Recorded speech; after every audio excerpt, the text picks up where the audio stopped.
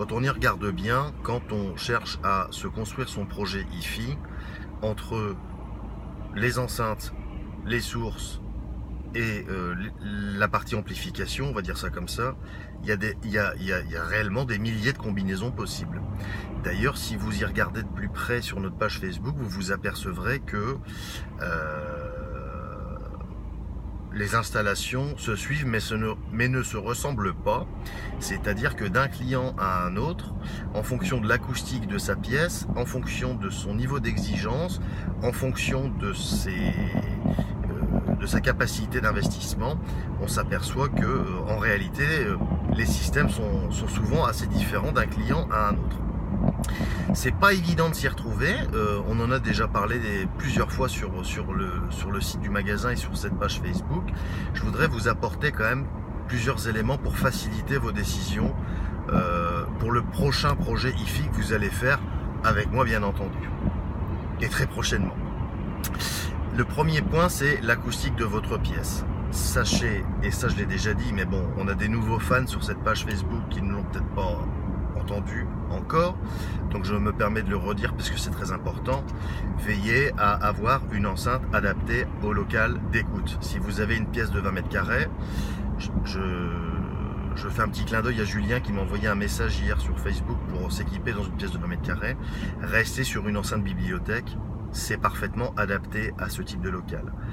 L'acoustique de votre pièce, c'est 50% du résultat. Si vous mettez trop gros, ça n'ira pas. Si vous mettez trop petit, ça n'ira pas. J'ai un client qui m'a demandé également hier aussi sur Facebook pour un salon de 45 mètres carrés une enceinte compacte. Quand je lui ai montré des enceintes bibliothèques, il m'a dit que c'était trop gros, ça n'irait pas. Je lui ai dit, et il va se reconnaître également, je ne vous vendrai pas des enceintes plus petite que celle que je suis en train de vous proposer pour un salon de 45 mètres carrés, parce que là je fais une faute professionnelle, et comme on a un taux de satisfaction de quasiment 100% en magasin, je tiens à ce que ça reste comme ça. Donc je ne vends pas n'importe quoi à n'importe qui. Si c'est pas ajusté et s'il y a trop de considérations esthétiques, etc., je pense que vous pourrez trouver des produits ailleurs, il n'y a pas de souci. Mais local, la relation locale-enceinte est très importante. Ça, c'est le premier aspect des choses. Deuxième aspect des choses, l'amplificateur.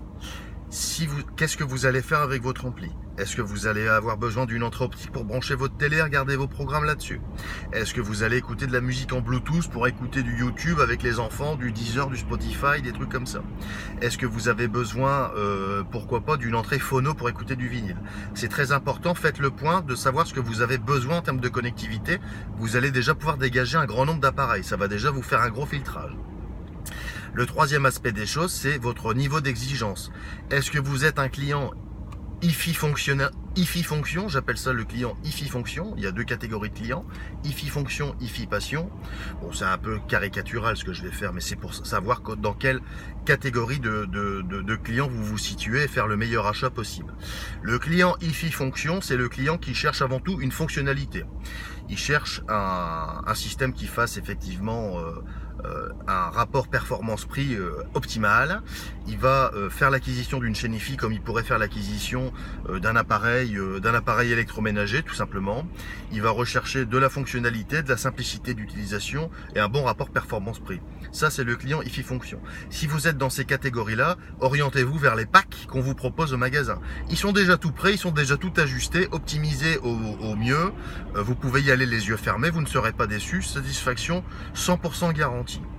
Si vous êtes un client hi-fi passion, le client hi-fi passion, c'est le client qui lui va avoir un niveau d'exigence élevé, voire très élevé, et qui va vraiment être en mesure de discerner les petites nuances que le client hi-fi fonction ne va pas savoir ou ne va pas vouloir, parce que c'est pas encore dans son univers, savoir détecter. Donc le client hi-fi passion, lui, il va avoir besoin d'un appareil, d'un système un petit peu plus évolué pour pouvoir prendre son pied avec son système, et lui, il va s'orienter vers des produits un petit peu plus haut de gamme qui vont lui permettre d'aller chercher plus d'émotion, plus de résolution, plus de musicalité globalement parlant. Donc, essayez de savoir dans quelle catégorie vous êtes. Il y a aucune discrimination de ma part dans ces deux catégories-là. On vend aussi bien, et vous savez qu'on fait le grand écart quotidiennement, d'ailleurs j'ai mal aux cuisses, parce que je fais tous les jours le grand écart, c'est quasiment du Jean-Claude Van Damme. On vend des systèmes de 400 € jusqu'à 15, 20, 30 000 € au magasin. Donc on s'ajustera en fonction de ce que vous avez besoin.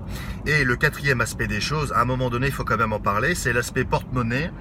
Qu'est-ce que vous avez imaginé approximativement en termes de budget, en termes d'investissement dans votre système? Qu'est-ce que vous avez, quelle est l'enveloppe que vous avez décidé d'y allouer? À partir du moment où vous aurez un petit peu décortiqué ces quatre aspects des choses, vous allez faire un gros tri, vous allez éliminer énormément d'appareils et vous allez déjà voir que la situation devient beaucoup plus claire par rapport à ça. Et si toutefois vous avez encore des difficultés pour vous décider, on passe juste l'essentiel de notre vie à vendre des produits et des systèmes à nos clients du magasin. On a énormément d'expérience par rapport à ça et on peut donc éventuellement vous y aider à y voir plus clair, notamment via notre service QDS Personal Shopper.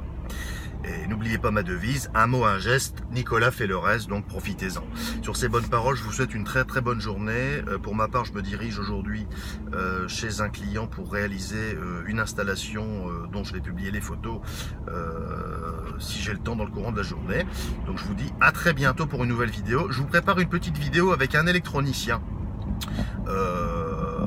qu'on connaît très bien, qui va nous détailler la mise en phase électronique des appareils. C'est quelqu'un qui est extrêmement balèze et évidemment à côté j'ai honte, je rougis quand il parle électronique parce que lui il va pouvoir vraiment aller très très loin dans le détail de la mise en phase des appareils et c'est pour ça que j'ai un petit peu traîné et vous expliquer pourquoi les différences de phase, les différences de tension et tout ça en fonction du sens du branchement des appareils, il va nous expliquer tout ça. Donc ça va vous permettre d'optimiser le fonctionnement de vos électroniques et gratuitement en plus. Pour une fois, c'est une amélioration gratuite, donc c'est intéressant. Allez, je vous laisse, je vous souhaite une très bonne journée, je vous dis à très bientôt.